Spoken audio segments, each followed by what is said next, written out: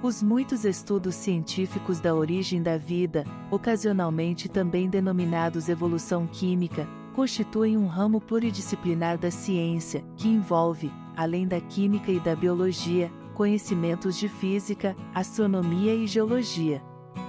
Seu objeto de interesse são os processos que teriam permitido aos elementos químicos que compõem os organismos atingirem o grau de organização estrutural e funcional que caracteriza a matéria viva.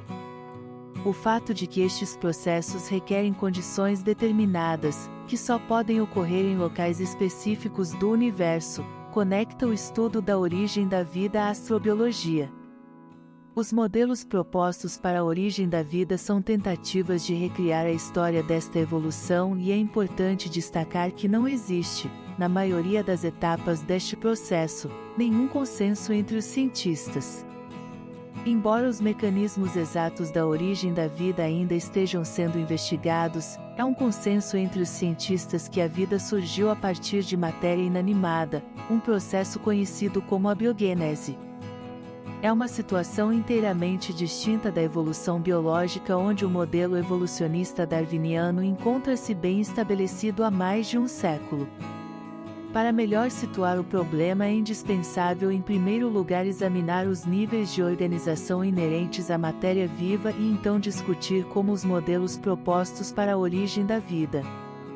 O primeiro requisito fundamental refere-se à disponibilidade dos elementos químicos essenciais à vida. De fato, o carbono, o hidrogênio, o oxigênio, o nitrogênio, o fósforo e o enxofre, denominados coletivamente elementos biogênicos, geradores de vida, estão entre os mais abundantes do universo. Pertencem igualmente ao grupo dos elementos mais leves da tabela periódica, e são ou formam facilmente compostos voláteis. Estão, por isso, sempre presentes em grande quantidade em planetas ou satélites grandes e frios o suficiente para possuírem atmosferas, e tendem a se acumularem em suas camadas superficiais. Por outro lado, a natureza das reações bioquímicas conhecidas exige que as temperaturas reinantes permitam a existência de água em estado líquido.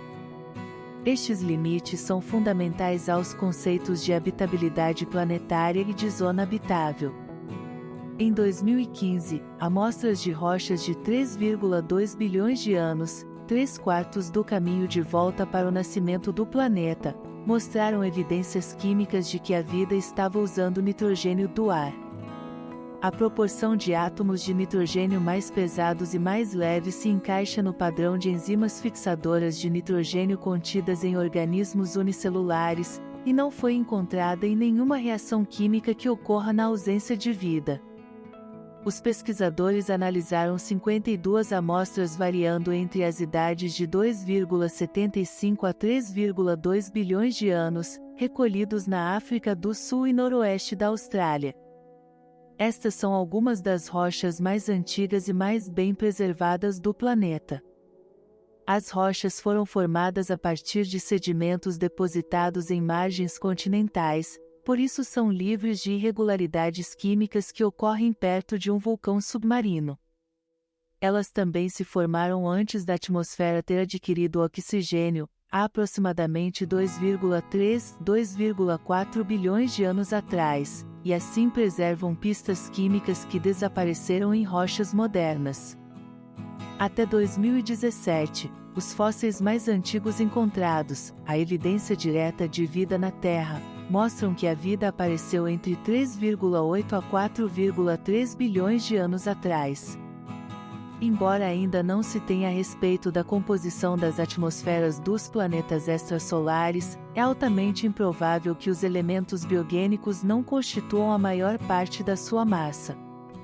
A grande diferença que pode ser esperada entre as composições atmosféricas dos vários planetas é tal como no Sistema Solar, a que é decorrente da capacidade de retenção dos vários gases em função da temperatura e da força gravitacional. Assim, os planetas grandes e frios tendem a reter uma grande quantidade de hidrogênio, resultando em atmosferas redutoras. Nos planetas, ou satélites, muito pequenos ou muito quentes, o envoltório gasoso é facilmente perdido. Apenas os planetas em que a temperatura moderada está aliada a um porte médio, há a possibilidade de formação de atmosferas oxidadas, devido à perda seletiva, ou escape, do hidrogênio. As atmosferas oxidadas podem ser neutras ou oxidantes, quando há um excesso de oxigênio. As composições prováveis das atmosferas planetárias variam basicamente, portanto, no que diz respeito a seu grau de oxidação. A discussão a respeito do grau de oxidação da atmosfera primitiva da Terra é um dos tópicos fundamentais aos modelos de origem da vida. O marco inicial do questionamento científico moderno a respeito da origem da vida pode ser posicionado nos experimentos de Louis Pasteur, demonstrando que a formação de organismos vivos a partir da matéria inanimada, geração espontânea, não poderia ser, ao contrário do que muitos supunham então, um fenômeno trivial. A partir daí, os cientistas voltaram-se para a ideia de que a indagação científica a respeito do surgimento da vida deveria ter como foco as condições muito especiais exigidas para este processo, que possivelmente teriam existido apenas nos primórdios da história do planeta Terra. Uma das primeiras abordagens do problema foi o questionamento acerca das características dos primeiros seres vivos.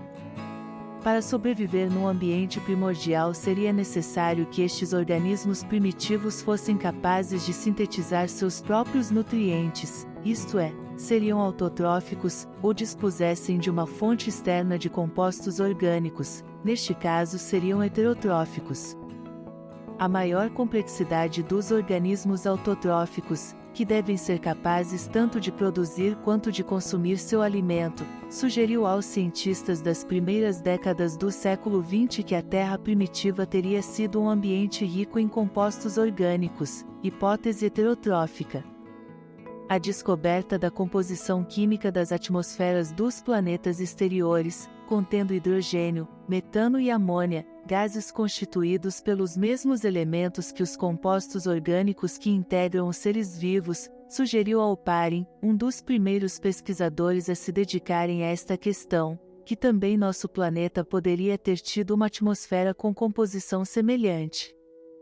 Não conteria por conseguinte, oxigênio, que poderia causar a decomposição dos compostos orgânicos por oxidação. Mais tarde Haldane aperfeiçoou o modelo sugerindo que sob a ação de relâmpagos ou da radiação ultravioleta estes compostos seriam formados na atmosfera e carregados pelas chuvas aos oceanos, que passariam a ter as características de uma sopa quente e rala, hot fin soup. Outra contribuição teórica importante foi a de John Desmond Bernal, que levantou a questão da necessidade de concentração destes componentes e sugeriu como fatores importantes as superfícies de evaporação em lagoas costeiras e a capacidade de absorção de compostos minerais em contato com os oceanos primitivos. Elaborou também o conceito de biopoese, sistematizando em etapas progressivas o desenvolvimento da complexidade dos seres vivos. Estas formulações ganharam muita credibilidade depois que em 1953, Stanley Miller logrou obter, num histórico experimento, uma variedade de aminoácidos. A verdadeira importância deste experimento é hoje bastante contestada. Nem a composição atmosférica utilizada é atualmente considerada plausível sob um ponto de vista geoquímico, nem os resultados obtidos parecem próximos de elucidar os possíveis passos subsequentes da história da vida.